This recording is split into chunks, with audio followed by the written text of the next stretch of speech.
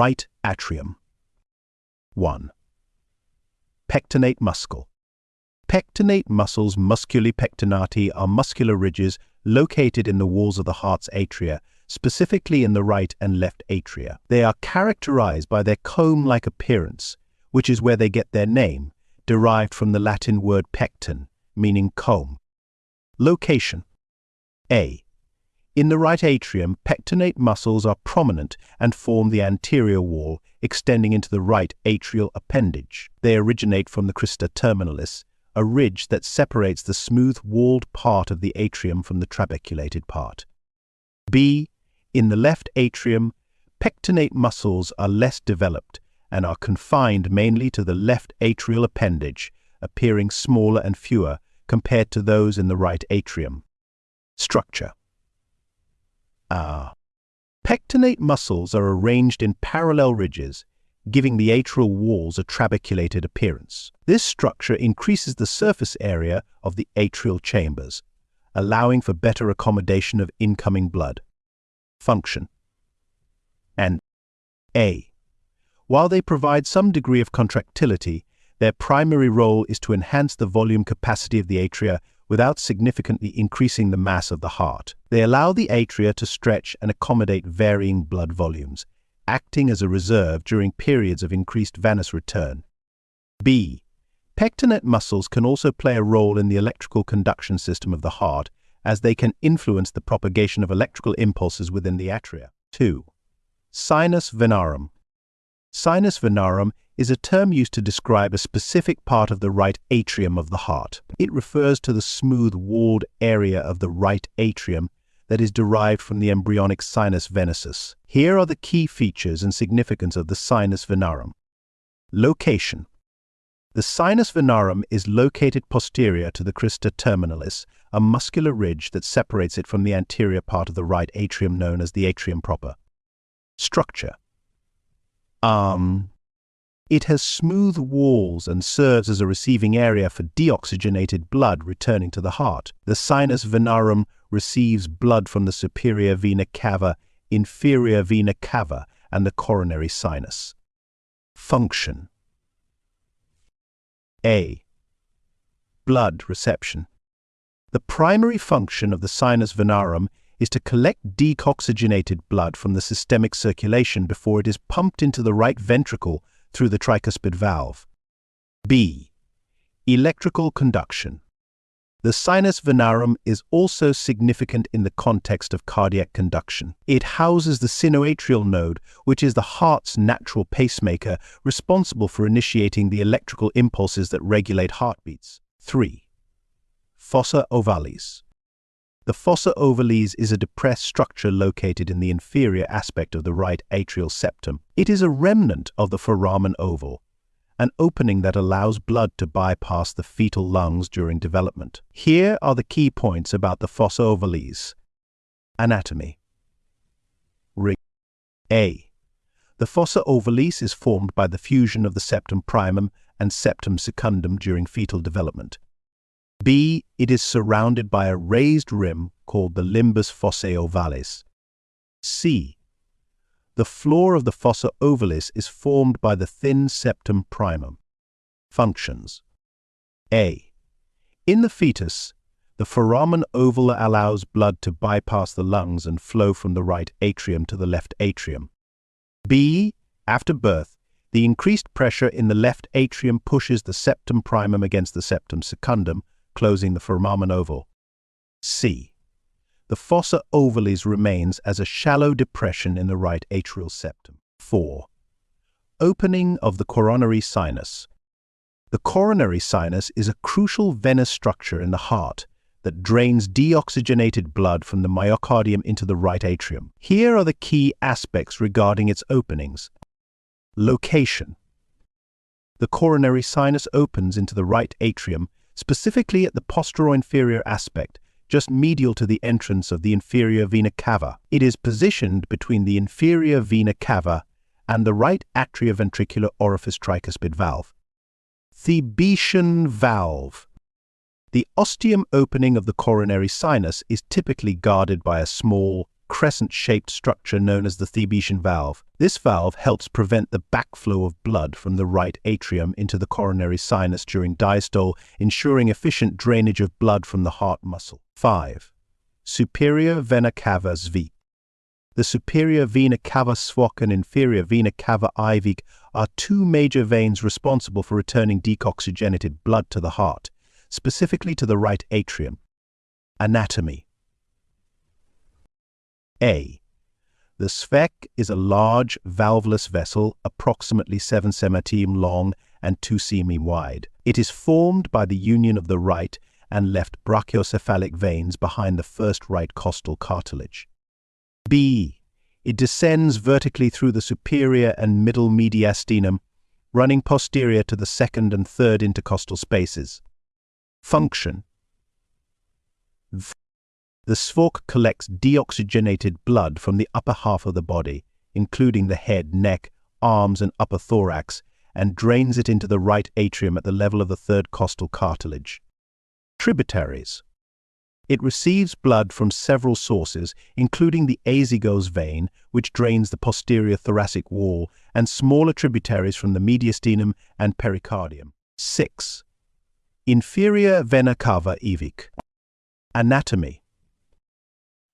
The IVE is the largest vein in the body, formed by the union of the right and left common iliac veins at the level of the L5 vertebra.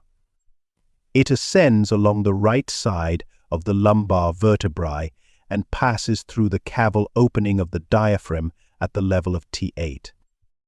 Function. N. The IVE carries deoxygenated blood from the lower half of the body, including the lower limbs, pelvis, and abdominal organs, back to the right atrium. Tributaries. Major tributaries include the renal veins, right gonadal vein, right suprarenal vein, and hepatic veins. The left gonadal and suprarenal veins drain into the left renal vein before joining the IVE. Left atrium. The left atrium LA is one of the 4 chambers of the heart. It receives oxygenated blood from the lungs via the pulmonary veins and delivers it to the left ventricle through the mitral valve. Here are the key points about the left atrium. Anatomy. The Louisiana is cuboidal in shape and forms the posterior base of the heart. It has thicker walls compared to the right atrium due to the higher pressures it experiences. The inner surface contains pectinate muscles, except for the smooth posterior wall where the pulmonary veins enter. The Louisiana appendage is long, narrow, and curves anteriorly around the pulmonary trunk. Blood flow. Oxygenated blood enters the LA from the 4 pulmonary veins, 2 superior and 2 inferior. Blood flows from the LA into the left ventricle through the mitral valve during diastole. Functions. The Louisiana acts as a reservoir during ventricular systole, collecting blood from the pulmonary veins. It functions as a conduit, passively transferring blood to the left ventricle in early diastole. Active contraction of the LA in late diastole atrial kick contributes about 20% of left ventricular filling. 1. Openings of pulmonary. The openings of the pulmonary veins refer to the points where the pulmonary veins enter the left atrium of the heart. Here are the key details regarding these openings. A. Anatomy of pulmonary vein openings. Number of openings. There are typically 4 pulmonary veins, 2 from each lung. Each lung has a superior pulmonary vein and an inferior pulmonary vein. A. Location. The pulmonary veins enter the left atrium at its posterior aspect, specifically on the smooth wall of the left atrium. The openings are positioned superiorly, with the superior pulmonary veins entering above the inferior pulmonary veins. The structure. The openings of the pulmonary veins are generally smooth and oval-shaped. They do not have valves, which is unique compared to other veins in the body. The smooth surface of the left atrium facilitates the flow of oxygenated blood from the lungs into the heart. B. Function. The primary function of the pulmonary veins is to carry oxygen-rich blood from the lungs back to the left atrium after gas exchange occurs in the pulmonary capillaries. Once the blood enters the left atrium, it is then directed into the left ventricle through the mitral valve, from where it is pumped into the systemic circuit. 2. Valve of foramen. The valve of the foramen ovale, also known as the septum primum, is a crucial structure in the fetal heart that plays a significant role in directing blood flow between the right and left atria. Here are the key points regarding this valve. A. Anatomy and function. Location. The valve of the foramen ovale is situated on the left atrial side of the foramen ovale, which is an opening in the interatrial septum. Structure. The septum primum acts as a flap or valve-like membrane that is held open by the pressure of blood flowing from the right atrium to the left atrium during fetal circulation. Fetal circulation.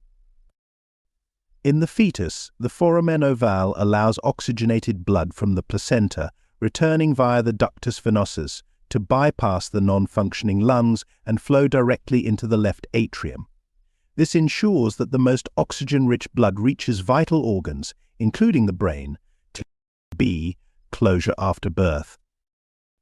After birth, several physiological changes occur. Increased systemic vascular resistance due to the clamping of the umbilical cord raises pressure in the left atrium. Decreased pulmonary vascular resistance as the lungs expand and begin to function lowers pressure in the right atrium. Right ventricle. The right ventricle RV is one of the 4 chambers of the heart, specifically responsible for pumping deoxygenated blood to the lungs for oxygenation. Here are the key aspects regarding the right ventricle. A. Anatomy. Location. The right ventricle is positioned anteriorly in the heart, lying directly behind the sternum and anterior to the left ventricle. It occupies a significant portion of the sternocostal surface of the heart. Structure. The right ventricle has a thinner muscular wall compared to the left ventricle, approximately 1/3 the thickness. This is because it pumps blood into the pulmonary circulation, which has lower resistance than the systemic circulation. It can be subdivided into 3 main parts. Inlet, the area where blood enters from the right atrium through the tricuspid valve. Apical part contains trabeculae carni, which are muscular ridges that help in the contraction of the ventricle. Outlet, conus arteriosus, a smooth-walled area leading to the pulmonary valve, which directs blood into the pulmonary arteries. Valves. The tricuspid valve, right atrioventricular valve, regulates blood flow from the right atrium to the right ventricle. The pulmonary valve, right semilunar valve, controls blood flow from the right ventricle into the pulmonary arteries. B. Function. The primary function of the right ventricle is to pump deoxygenated blood to the lungs via the pulmonary arteries. This process is essential for the gas exchange that takes place in the lungs, where carbon dioxide is expelled and oxygen is absorbed.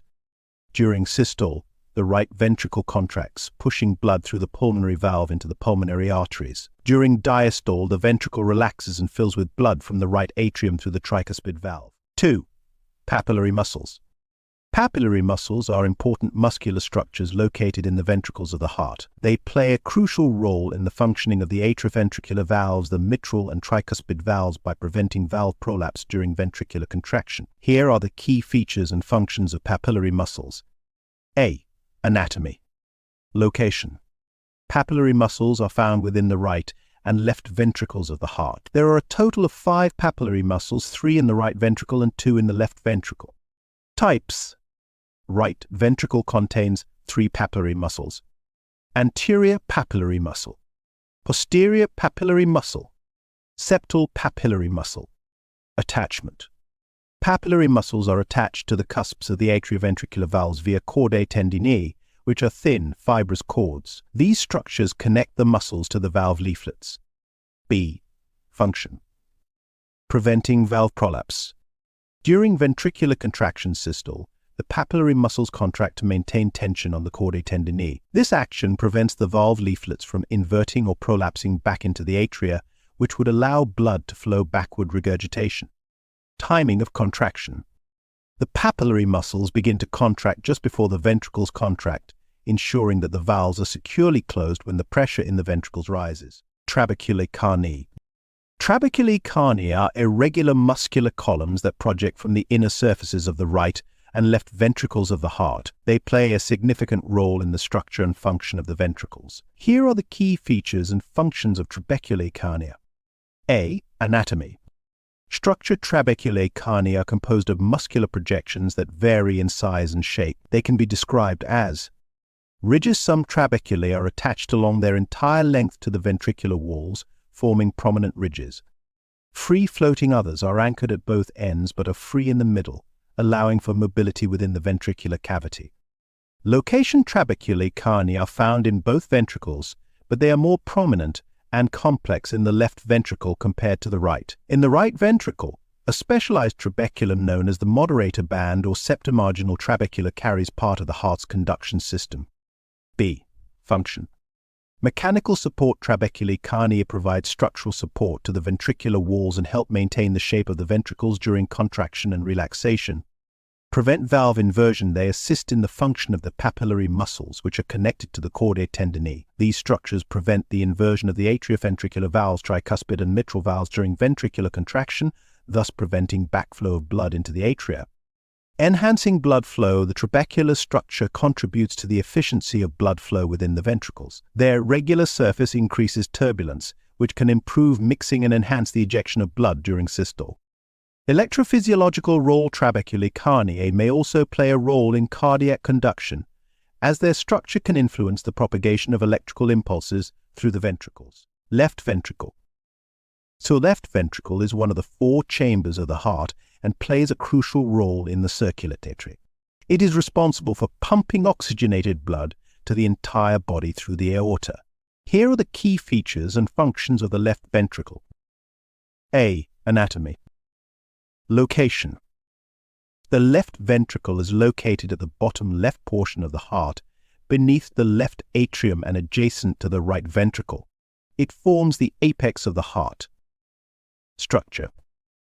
The walls of the left ventricle are significantly thicker than those of the right ventricle, typically measuring about 1.5 cm in thickness. So this muscular wall is necessary to generate the high pressure required to pump blood throughout the systemic circulation. The interior of the left ventricle contains trabeculae carneae, which are muscular ridges that help with contraction and prevent suction during systole. Valves. The mitral valve, bicuspid valve, regulates blood flow from the left atrium into the left ventricle. The aortic valve controls blood flow from the left ventricle into the aorta. B. Function. Pumping mechanism. During diastole, the left ventricle fills with oxygenated blood from the left atrium through the mitral valve. During systole, the left ventricle contracts, closing the mitral valve and opening the aortic valve, allowing blood to be ejected into the aorta and distributed to the body.